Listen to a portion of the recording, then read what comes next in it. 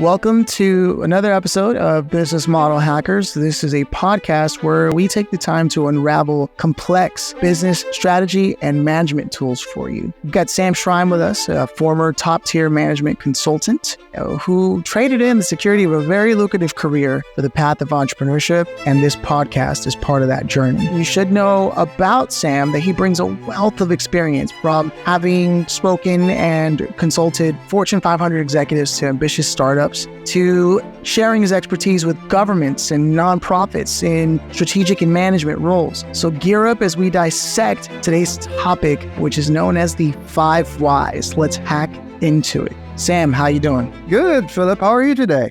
I'm doing good, man. I'm doing good. I can't wait to dive into this topic. If you could just give us a quick primer on the 5 whys before we even get into it. Sure. The 5 whys. The idea is when you're faced with a problem, ask yourself why 5 times until you get to the root cause of the problem. That's the idea. I mean, it's that simple. If you go deeper into it, the first time you answer the why, it's like a precursor to the second why, right? So because you ask the second why and the answer to the second why should be related to the first why and so forth, right? It may take a few more times, if you can, to get to the root cause. Then we can branch out into other possibilities, etc. Which we'll discuss. Yeah. I'll dive into it deeper in this episode. I love that you gave the disclaimer of like, hey, it might take a few more, because I can already see some people going, I asked why 5 times. What's going on? I should have an answer by now. It's like a lot of the things that we talk about on here, they're frameworks or tools, but they're not rigid, right? And I love that you made that disclaimer. So then if you could sort of just go into it a little bit with sort of this technique of the 5 whys, why or how does it help in identifying this root cause of a problem in your experience that you found? The idea of asking why encourages people to think beyond the superficial aspects and reflects a little bit, maybe if you think about it, like a deeper understanding until it kind of like forces you to think of a problem. For example, you may have a headache because you didn't drink coffee this morning. Before you ask yourself why, if you ask yourself why, if I drink coffee every day and I'm addicted to caffeine and coffee, and one day I decided to skip the coffee, I get a headache. Last thing I want to do is go grab an Advil. Probably it's better to me to drink coffee and get rid of my headache. And maybe if I want to get over the withdrawal, I would reduce my coffee intake on a daily basis until my headache is gone. But taking Advil solution is not a solution. It's not a good solution. I think the basic idea of why, in fact, a whole book was written by Simon Sinek called Why Ask Why, I think, and not what or how, right? He didn't so much invented it. I mean, by having a whole book on the topic is a bit of overkill, but the sales numbers and the fact that it's a bestseller speaks for itself, right? People don't know that, right? Oh, ask why. Oh, that's very smart. It's just intuitively, people don't think about it that way. It's always intuitively you go straight for the symptoms. You don't really address the root cause of the problem. And that's for most people. It's always about, let me treat the symptom. Identifying the problem and sometimes solving the problem is harder. By the way, sometimes it's simpler, but people don't think about it because there's always a way to treat the symptoms easier. And then they recur. And that's like the cycle goes on until you really go to the root cause. But the root cause is not a simple thing. And that's the complexity, I think, in here. I see. Is there any example where the 5 whys method was pivotal in solving a complex business issue? Right. I mean, the idea of solving complex problems with 5 whys, I can tell you, it's not necessarily always the solution. Don't always get the root cause by asking 5 whys. The idea of 5 whys should be more of a rule of thumb. It should stop you, right? Whenever you have a thing, whatever it is, right? Maybe you're driving and you got lost on the road. You need to stop and think. Why? You need to stop and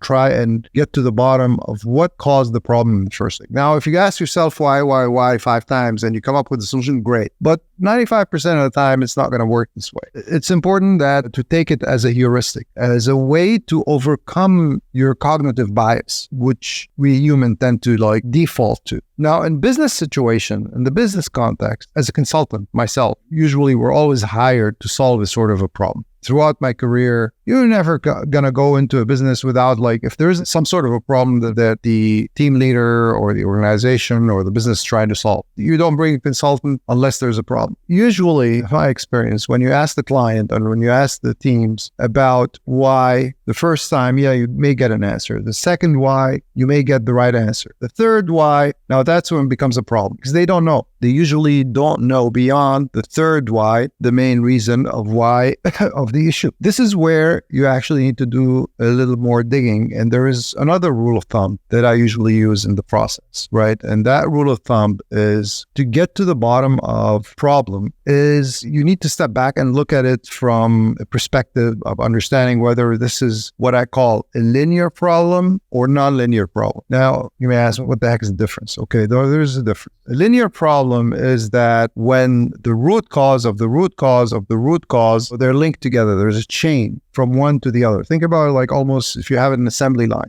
One person is moving one piece to another, the other person is like screwing, and third person adds another part, etc. So that's a linear process. You're going from one end to another, and that same product is being changed over the course of this assembly line. If, for example, it slows down at some point, you can basically go and pinpoint, you trace it back to the point of where the root cause is on that line. But if you have something that's more complex, say, for example, an organization, a project that is late, it may be multiple things, right? So you may find a root, you cannot really trace it back to one thing. So it branches out, could be one of 10 things. The first why may lead you to 3 causes. And those 3 causes, each one have a different cause, right? So the analogy, this is called the fishbone diagram. The fishbone diagram is another way of looking at the 5 whys, is that each of the why branches out to several ones. So now you're looking at something that's non-linear. Now, solving non-linear problems is a whole different way of looking at things.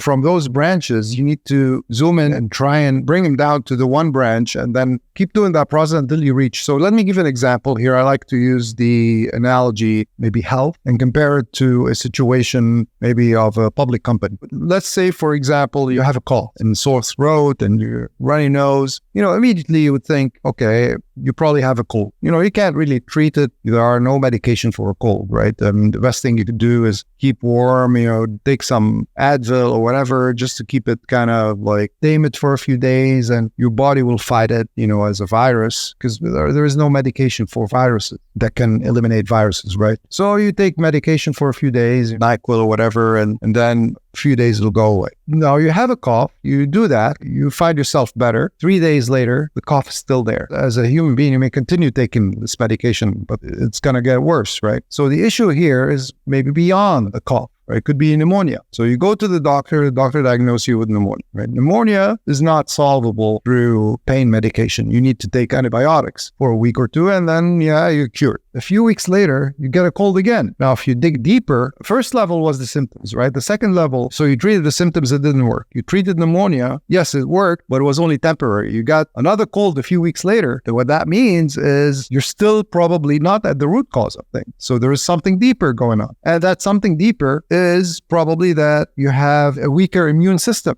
in which case there is a vaccine that you can take. Or the vaccine for pneumonia only covers, I think, 20 or 17 out of the 25 strains. I don't know the number exactly, but it doesn't cover all the strains, right? Still is a risk. So how can you actually fix that? You may dig deeper, and now you see that, okay, you probably have a very bad lifestyle. You don't exercise enough. You're working too hard. You're not sleeping enough. You're eating junk food all the time. You're not taking care of your health. So what that means is basically you need to strengthen your immune system by changing your lifestyle. You're now at the root cause of the issues. The thing is, I like the analogy of what's called in systems thinking. And by the way, this is nonlinear. In systems thinking, this is called the iceberg analogy, right? So the tip of the iceberg was your cough, but you have the bottom, which is basically, it's really your lifestyle is the issue. Now, change your lifestyle. You got to start exercising more. You got to take care of yourself more. Maybe wear a mask when you go out in crowded places. You don't smoke, etc. All of that stuff. And that's definitely will cover that other 30%. And now you got to the root cause of things, and you may not even get as many colds as you used to before.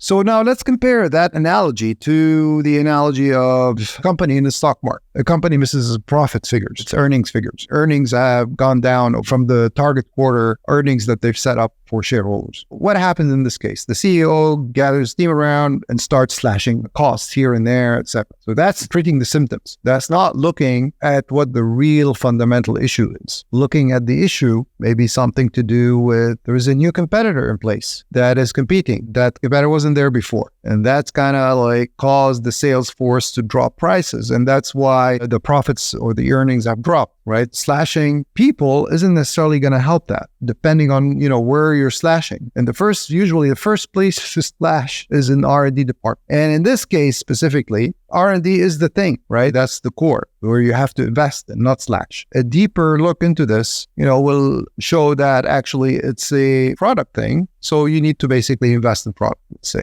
that's, your level one. You say, okay, I'll slash everywhere else, but not in the product development or whatever, because aggressive sales is not going to work. Then you look deeper and you find that actually it's not just, a new competitor, but also it's a new trend in the market. So a trend, like for example, AI have entered the market and you haven't really caught up on AI. So I bring AI a lot because now it's, everything is AI, right? So everybody talking about it, but could be any other thing that's impacting your specific industry. And in this case, that's a root cause where actually your product are integrating this, right? So if you've addressed that, you need to catch up to where these competitors are coming in with these products and you need to invest the money in there. So the immediate reaction that you did at the beginning, let's slash costs, let's do this, let's do that. That may signal the market, that you're doing stuff, but the market these days are smarter than this and they can really read between the lines, that they can figure out that it is that your product is ailing or is that you're not really catching up to, the trend that's happening. So that is the example of non-linearity in the process of understanding a specific problem where you actually need to dig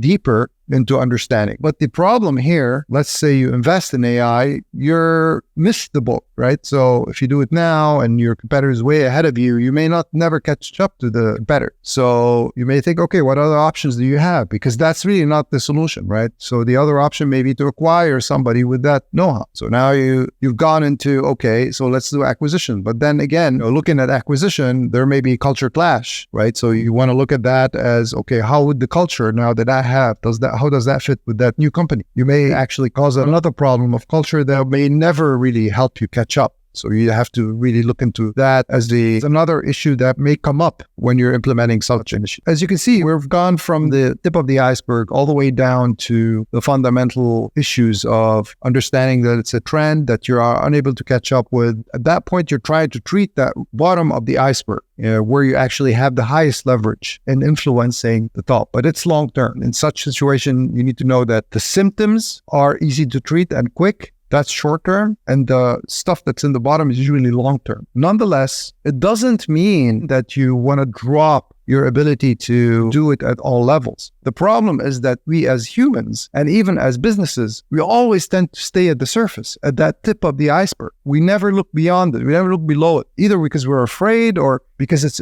intuition or because it's easy. We never take the difficulty of digging deeper. And that's why the 5 Whys, a cognitive tool, will help you kind of question, always ask yourself until you get to the bottom of things. So that's, I think, the core of this. If we were to take away anything from this, is about always look deeper and always come up with solution and think of scenarios of what if solution for this. Does that solve it? Or is there any deeper issue? Like in this case, there is a deeper issue, which is cultural issue. Like cultural issue, bringing in AI may not fit culturally with your organization. Maybe the organization already knew that, but they rejected AI from the beginning because there's a culture clash. And acquiring another company isn't going to solve it. You want to do a different change program to help you fix that problem. These are the tough calls and these are long-term. I hope that addresses your last question.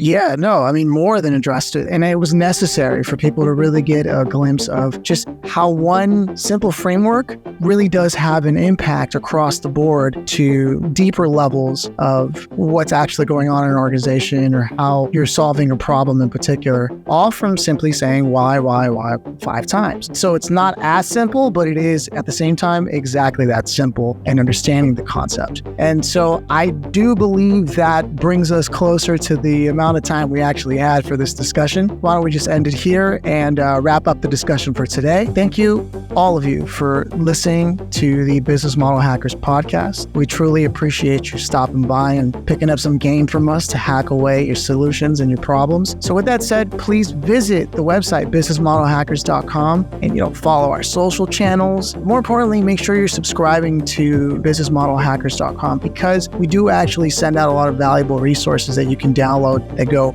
even deeper into these ideas, these tools, these frameworks, these solutions to your problems. So it's worth, subscribing. With that said, again, thank you so much. As always, I'm glad to have you here, Sam. It's been an absolute pleasure.